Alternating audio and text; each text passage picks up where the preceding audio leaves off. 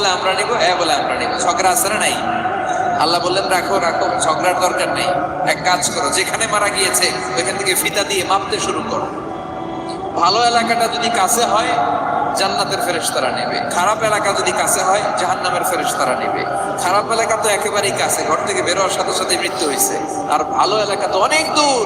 আল্লাহ জামিনদারে আদেশ দিলেন, জামিন এই অনুতপ্ত বান্দার জন্য তুই ভালো এলাকাটা কাছে চলে আয়।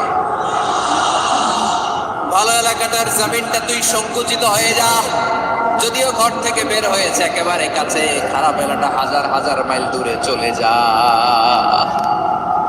ফিতা দিয়ে মাপ দিয়ে দেখে সর্বনাশ, ভালো এলাকাটা তো একেবারেই কাছে, খারাপ এলাকাটা অনেক দূরে। আল্লাহর ফয়সালা অনুযায়ী রহমতের ফেরেশতারা তার রূহকে নিয়ে জান্নাতের ভেতরে ঢুকিয়ে দিয়েছে। ৯৯টা হত্যা করার পরে আরো একটা হত্যা করে সেঞ্চুরি, ১০০টা খুন করছে। আপনি কয়টা করছেন?